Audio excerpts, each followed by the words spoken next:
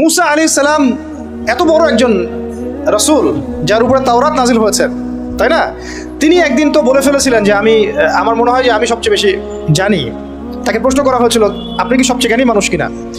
আল্লাহ রাব্বুল আলামিন তো এই জায়গাটা ধরেছেন এবং খিদর আলাইহিস সালামের সন্ধান দিয়েছেন, না আমার একজন বান্দা আছে তোমার চেয়ে বেশি জানে।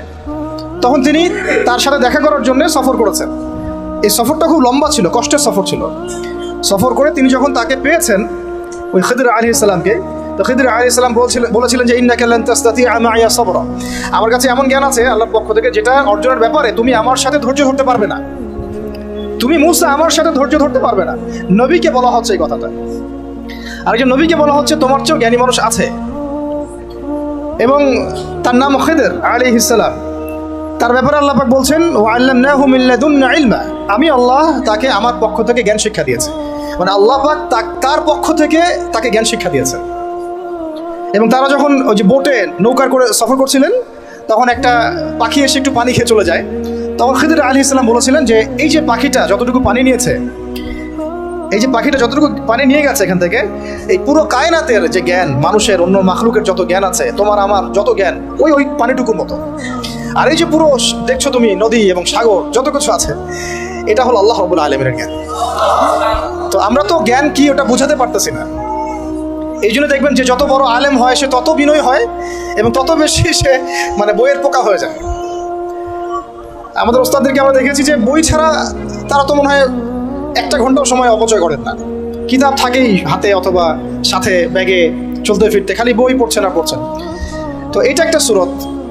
তাহলে আমরা বুঝলাম যে জ্ঞানের কোনো শেষ নাই। তাহলে যেহেতু কোনো শেষ নাই এবং জ্ঞানের মূল উৎস আল্লাহ রাব্বুল আলামিন, তাহলে এটা একটা লাইফ লং প্রসেস।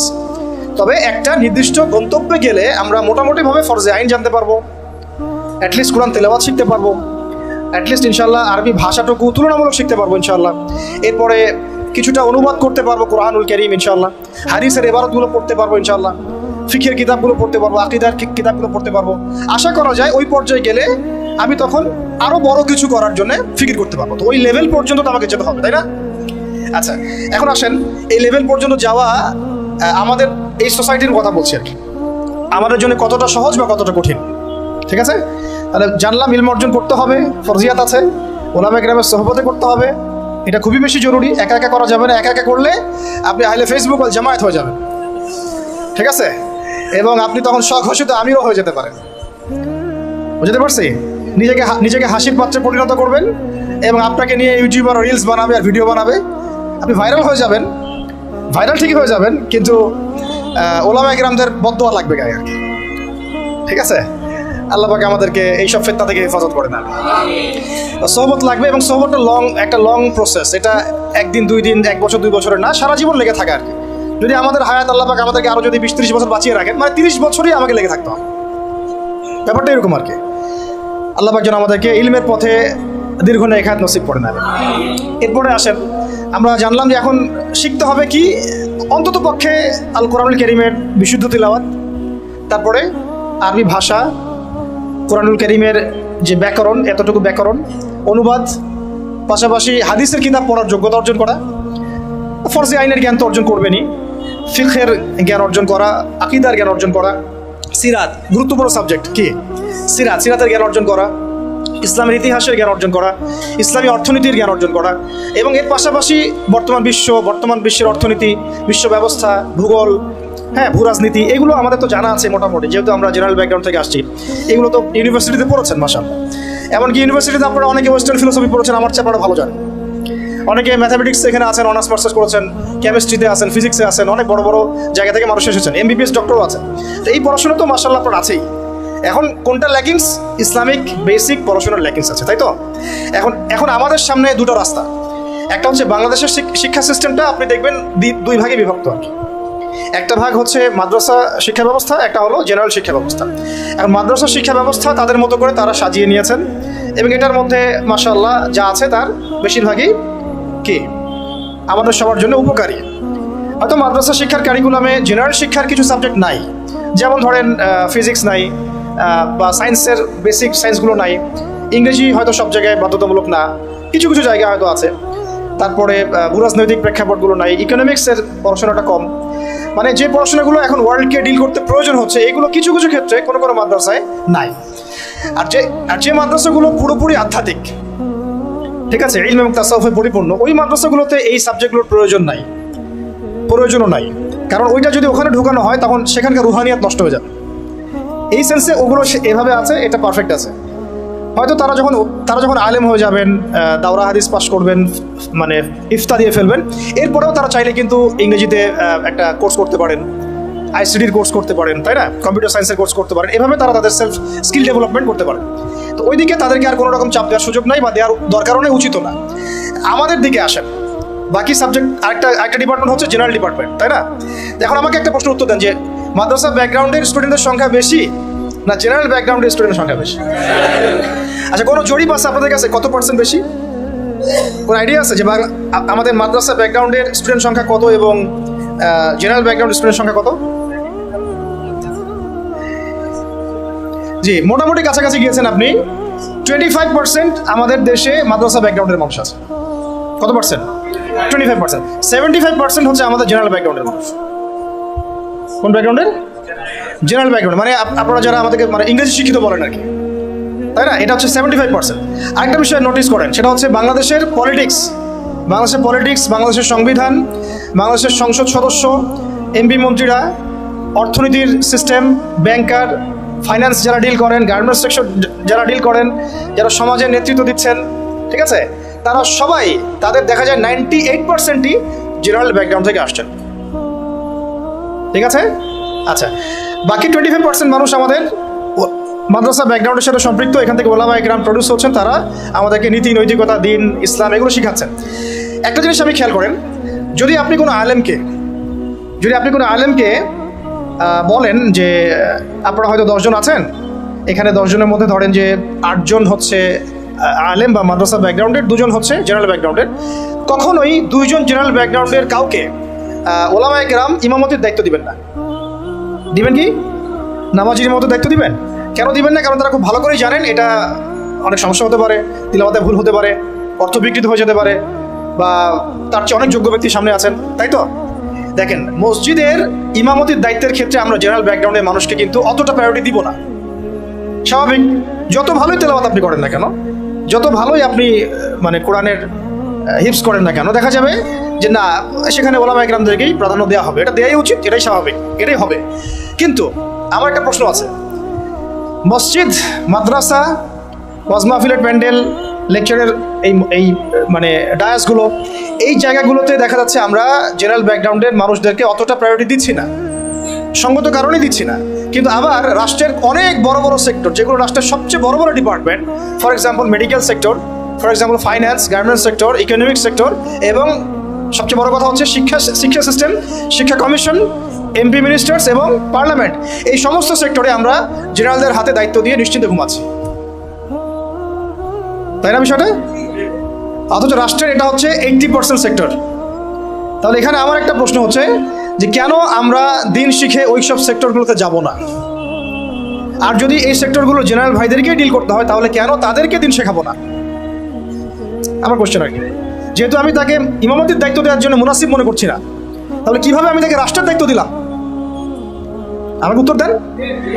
আমি তাকে একটা মাদ্রাসার মোহতামিম বানাবোই না কখনো, কারণ তার সে যোগ্যতা নাই। আমি তাকে ইমামতির দায়িত্ব কখনোই দিব না, কারণ তার সে যোগ্যতা নাই বলে আমি মনে করি। তাহলে কিভাবে আমি আমার পুরো দেশের ইকোনমিক সিস্টেমের দায়িত্ব এই 8-10 জন, 20 জন, 100 জন জেনারেল মানুষকে দিয়ে দিলাম? কোনো প্রতিবাদও করলাম না, কিছু বললামও না, বা আমরা সেখানে যাওয়ার চেষ্টাও করলাম না, বা ওখানে যারা আছে তাদেরকে আমরা ইসলাম শেখানোরও চেষ্টা করলাম না, বা ওই রাষ্ট্র যারা চালায়, এমপি মন্ত্রীরা, পার্লামেন্টে যারা বসে আছে, রাষ্ট্র তো এরা চালায় না, তাদের নিচে আরও অনেক মানুষ আছে, উপরে অনেক মানুষ আছে, ডানে অনেকে আছে, বামে অনেকে আছে, আবার যারা গার্মেন্টসে আছে, যারা এখানকার মানে আমরা বলি না চাপ প্রয়োগকারী সংস্থা, তারা আছে, বিভিন্ন এনজিওস আছে, অ্যাসোসিয়েশন আছে। তো এই সবাই মিলে তারা রাষ্ট্রকে ডিল করে। তো তাদের সংখ্যা নিশ্চয়ই কয়েক কোটি তো হবেই। তো তাদের উপর আমরা পুরো দেশের দায়িত্ব কীভাবে ছেড়ে দিলাম, এটা আমার প্রশ্ন আর কি। যেখানে আমি একটা মসজিদের দায়িত্ব তাকে দিতে চাচ্ছি না, বা দেওয়ার মতো সে যোগ্য না, এবং দেওয়াটা মুনাসিবও না। তাহলে সমাধান কি এখানে? সমাধান হচ্ছে দুটা। একটা হচ্ছে আমাদের ওই 25% মানুষকেই ওই জায়গাগুলোতে যেতে হবে। কে? ওই 25% মানুষকেই শুধু মসজিদ, মাদ্রাসা এবং মক্তব এইসব জায়গায় সীমাবদ্ধ না রেখে আস্তে আস্তে গ্র্যাজুয়ালি শিক্ষা কমিশনে, শিক্ষা ডিপার্টমেন্টে, সাংস্কৃতিক ডিপার্টমেন্টে, ইকোনমিক্সের ওয়ার্ল্ডে এবং সবচেয়ে বড় কথা ওই পলিটিক্যাল ওয়ার্ল্ডে অ্যাপ্রোচ করতে হবে। তাহলে দেখা যাবে ইনশাআল্লাহ একটা পরিপূর্ণ ইসলামিক রাষ্ট্রের দিকে আমরা যেতে পারবো ইনশাআল্লাহ। অথবা এই সেকশনে যে মানুষগুলো আছে তাদেরকে মহব্বতের সাথে কাছে ডেকে বা তাদের কাছে দিনকে সহজলভ্য করে এমনভাবে তাদেরকে তৈরি করা যেন তারা ওই লেভেলে গেলে রাষ্ট্র যেন বিপথে না যায়। ঠিক যেমন আমি মসজিদ সামলাতে পারছি, সে যেন যোগ্যতা নিয়ে রাষ্ট্র সামলাতে পারে। এই কাজটা কিন্তু আসলে আমার মনে হয় না খুব বড় স্কেলে কখনো হয়েছে, বা আমাদেরকে এটা ফিকির আমরা করেছি। আল্লাহ আমাদের তৌফিক দান করে দেন। বুকে হাত দিয়ে বলেন তো ভাই যে আপনারা কত বছর পড়াশোনা করেছেন? মিনিমাম 20 বছর, মিনিমাম 20 বছর। এবং প্রত্যেকটা ক্লাসে আপনাদেরকে 8টা-10টা করে বই পড়ানো হয়েছে, আমাদেরকে পড়ানো হয়েছে। এবং এই বইগুলোর মধ্যে বেসিক ইসলাম তো কখনো ছিলই না। আমরা প্রাইমারি পাস করেছি, ক্লাস 5 পর্যন্ত। প্রাইমারি পাস করা বাংলাদেশের কোটি কোটি স্টুডেন্টকে যদি আপনি সূরা ফাতিহার তিলাওয়াত ধরেন তারা বলতে পারবে না। এটা বাস্তবতা।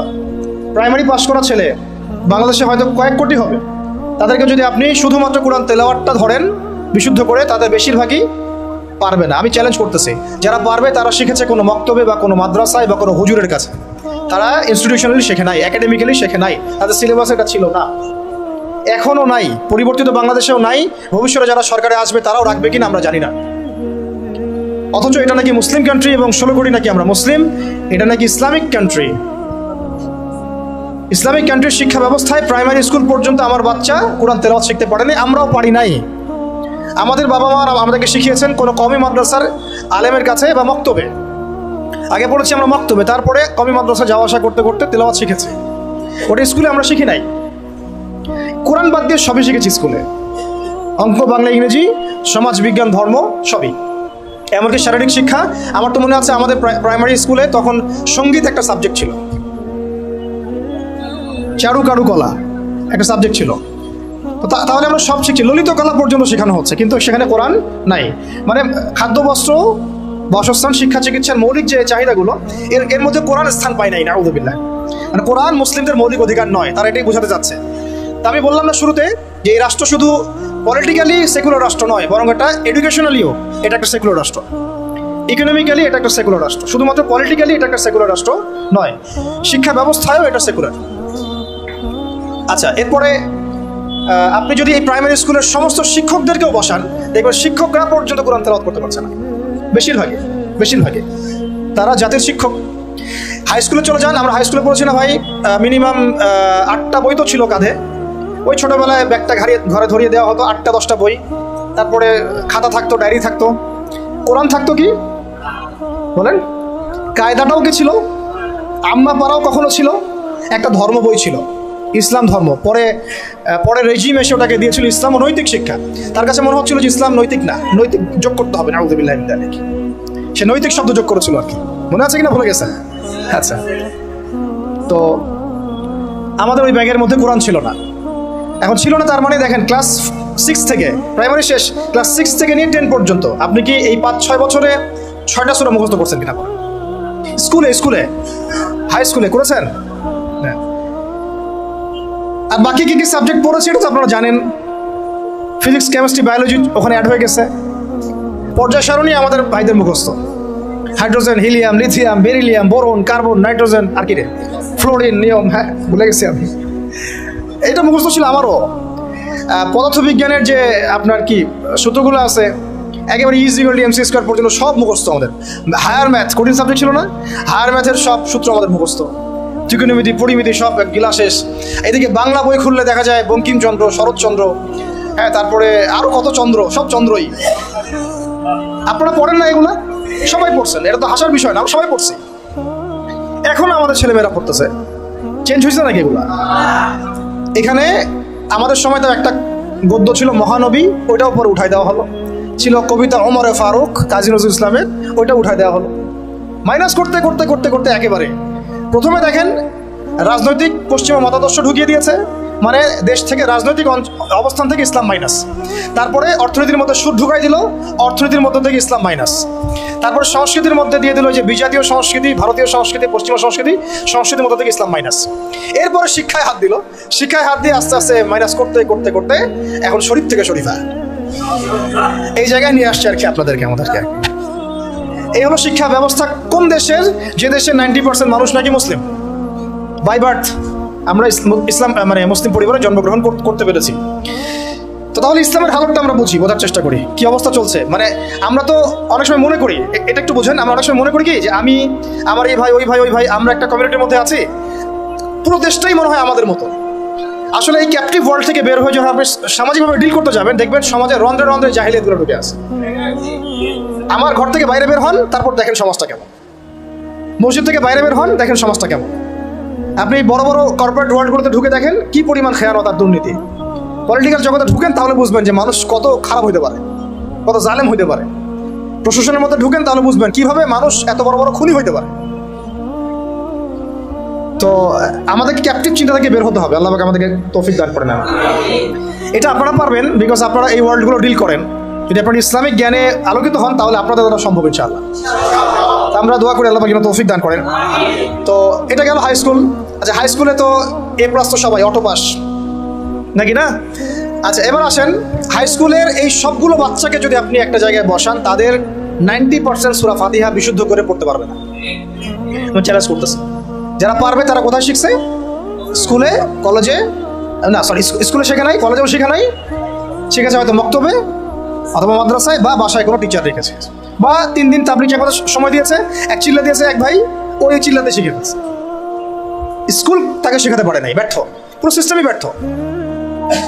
এবার এই হাই স্কুলের সব টিচারদেরকে বসান একটা জায়গায়, তাদেরকে বলেন, স্যার ম্যাডামদেরকে যে sir madam please kindly recite only সূরাতুল ফাতিহা ফ্রম দ্য গ্লোরিয়াস কোরআন।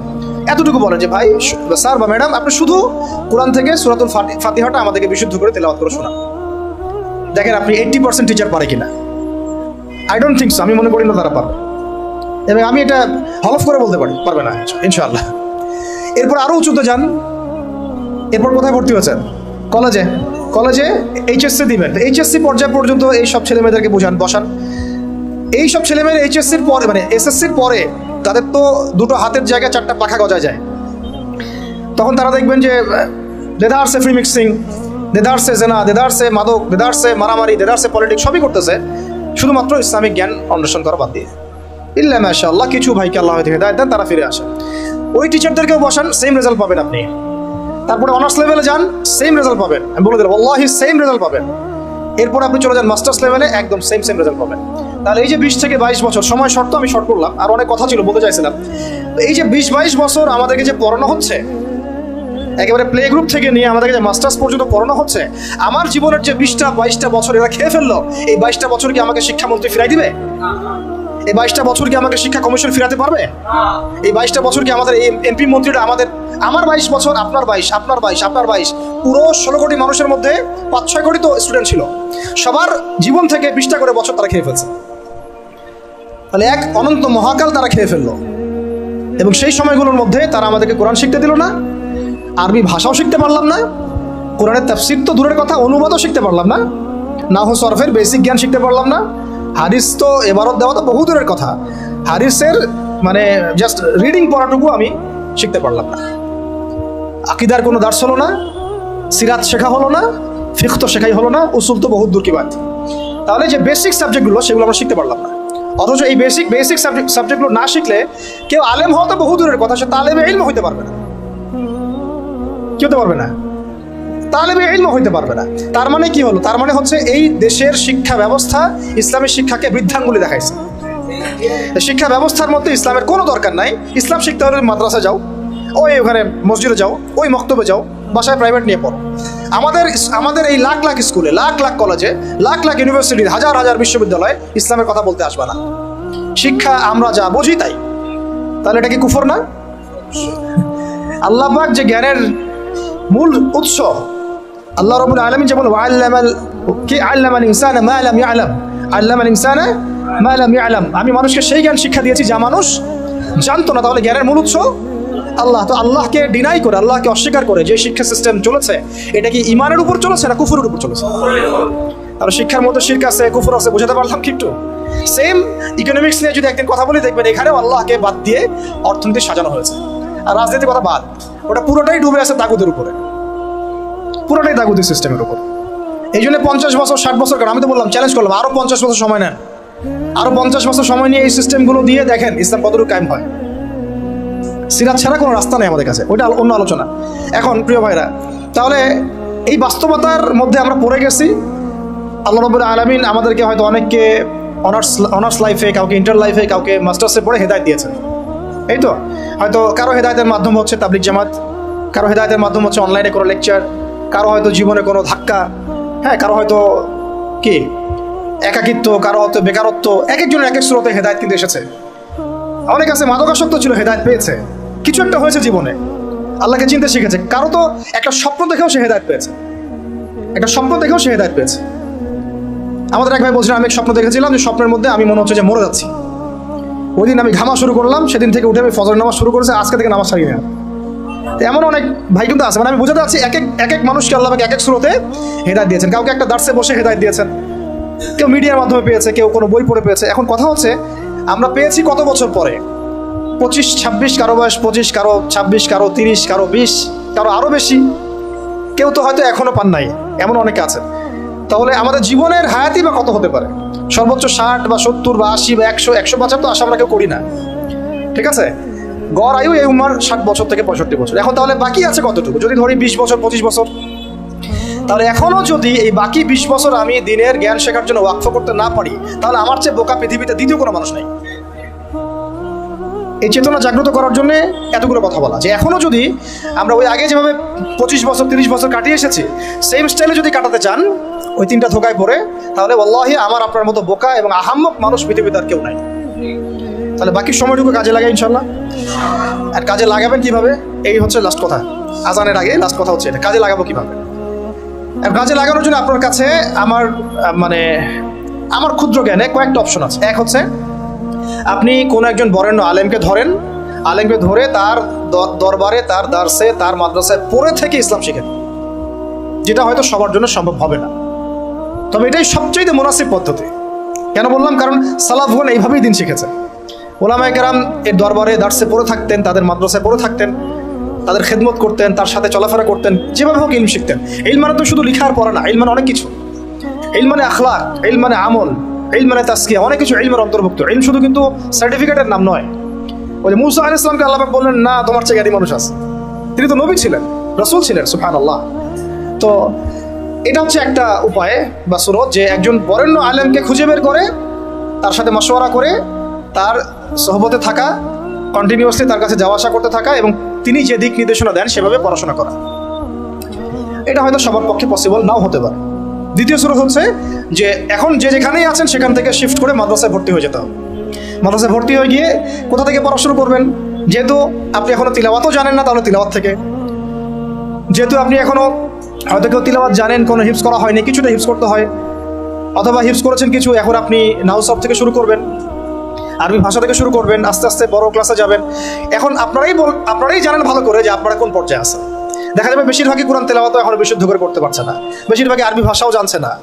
তাহলে এখন কি আপনাদের এই বয়সে মাদ্রাসায় শিফট করা পসিবল কিনা? বেশিরভাগের ক্ষেত্রে কি পসিবল? দেখা যাবে হয়তো 5% 10% পারবেন, বাকিরা কিন্তু পারবেন না। তাহলে তাদের কি সুরত? তাদের জন্য আরও সুরত হচ্ছে, এটা খুব একটা ইফেক্টিভ না, তারপরেও এটা একটা মন্দের ভালো অপশন। সেটা হচ্ছে অনলাইনে অনেক কোর্সেস আছে বিভিন্ন প্রতিষ্ঠানে, সেখানে হয়তো 3 মাস 4 মাস 6 মাস করে বিভিন্ন কোর্স করতে করতে কিছুটা জ্ঞান শেখা। তাও সেটা একা একা না, ওই ওস্তাদদের সোহবতে থাকতে হবে, পরামর্শ করে থাকতে হবে। অনলাইনের একটা সেকশন হতে পারে, এই সেকশনে আমরা ইলম শিখতে পারি ইনশাআল্লাহ। এটা একটা সেকশন হতে পারে, এটা নিয়ে আমি পরে কথা বলছি ইনশাআল্লাহ। মাগরিবের পরে প্রশ্নোত্তর পর্বে কিছু কথা হবে ইনশাআল্লাহ।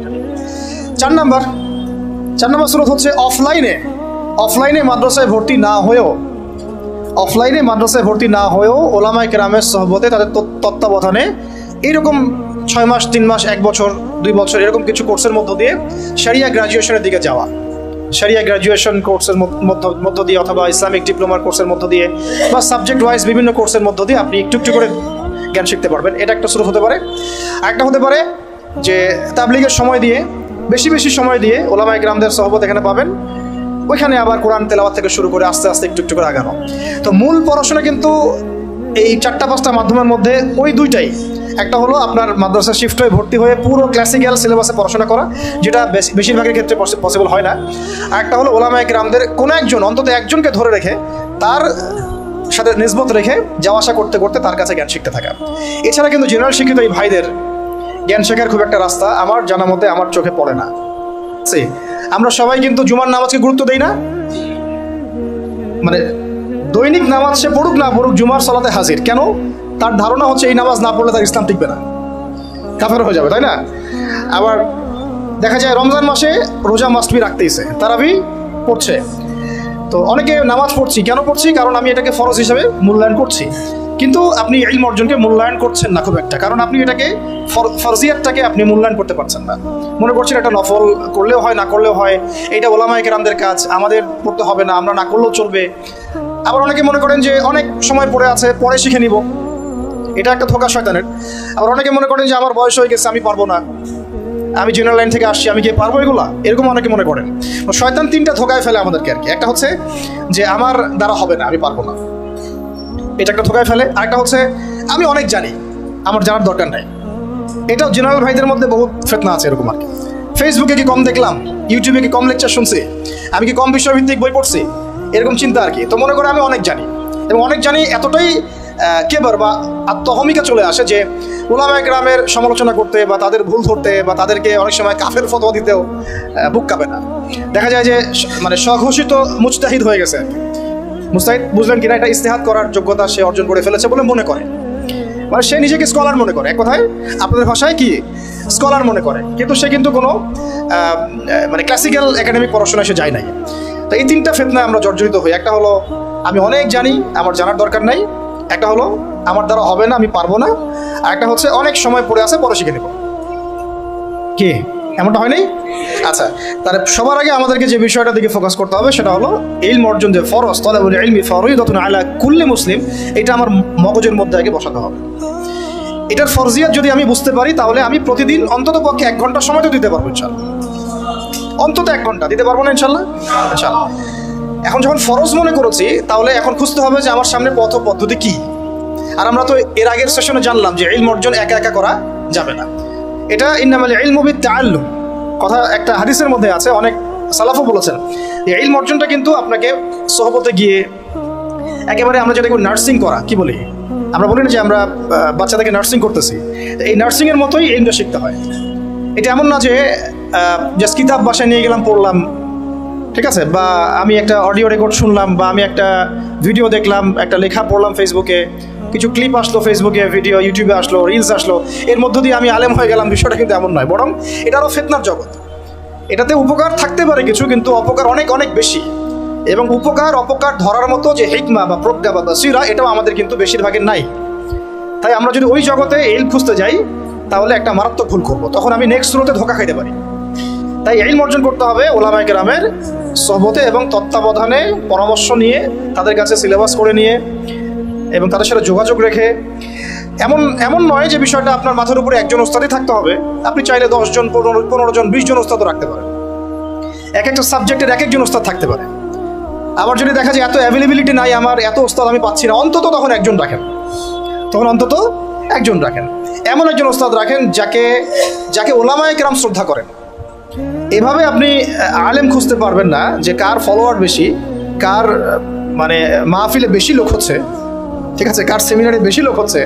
এটা আসলে হকার বাতিল বা সাহিবুল ইলম এবং কে সাহিবুল ইলম না, এটার মানদণ্ড নয়, ঠিক আছে। ইলম কার কাছে আছে এটা খুঁজতে হলে একটা সূত্র আমি বলে দিই, যেটা আমি ফলো করেছিলাম সারা জীবন, এবং আলহামদুলিল্লাহ আমি এখানে ভুল করি নাই, আল্লাহ পাক আমাকে ভুল করার নাই আলহামদুলিল্লাহ। সেটা হচ্ছে আমি অলওয়েজ দেখেছি যে সাধারণ মানুষ কার পিছনে ছোটে এটা আমি দেখিনি। আমরা দেখেছি সাধারণ মানুষ কার পিছনে ছোটে এটাকে আমরা গৌণ করেছি, বরং আমরা দেখেছি ওলামায়ে কেরাম কার পিছনে ছোটেন। বুঝতে পারলাম পার্থক্যটা? সাধারণ মানুষ কার পিছনে ছোটে এটা আমরা দেখিনি কখনোই, যেটা আপনারা দেখেন, অনেকেই দেখেন। আমরা দেখেছি ওলামায়ে কেরাম কার পিছনে ছোটেন। এটা যদি আপনি দেখতে পারেন, আপনি ইনশাআল্লাহ একেবারে সাহিবুল ইলম পর্যন্ত পৌঁছে যাবেন ইনশাআল্লাহ। বুঝতে পারছি? এটা এখন আপনার দায়িত্ব। আমি তো একটা দুটা নাম বলে দিলে এটা আপনি বলবেন যে আমি তাকে পছন্দ করি না বা আমি তাকে হক মনে করি না। আমাদের তো আবার হক মনে করার মানদণ্ড অনেক রকম, অনেক সময় এটা আবার বিভিন্ন দলে দলে ভাগ হয়ে গেছে আর কি। যে আইডিওলজি বিলং করে তার বাইরে কাউকে হক মনে করতে চায় না। তো এটা আপনারা খুঁজে নেন, আল্লাহ পাক খোঁজার তৌফিক দান করে। তো আমরা মূলনীতি জানলাম যে ইলম অর্জন করব এবং মুহাক্কিক বরেণ্য ওলামায়ে কেরামের সান্নিধ্যে এবং তাদের সহবতে। এখন তৃতীয় বিষয়টা লাগবে আমার একটা কনস্ট্রাকটিভ সিলেবাস। কি লাগবে? সিলেবাস। এখন এই সিলেবাসটা 6 মাসের 1 বছরের এমন না, এই সিলেবাসটা হচ্ছে পুরো লাইফ লং সিলেবাস।